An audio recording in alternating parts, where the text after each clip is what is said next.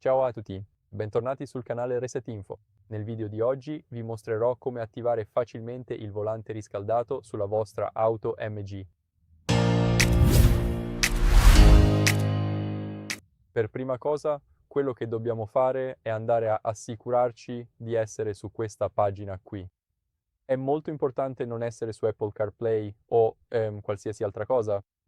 Volete essere qui perché qui abbiamo il pulsante in basso. Ci clicchiamo sopra e ora dovremo sentire un piccolo click provenire dal volante a conferma che è stato attivato.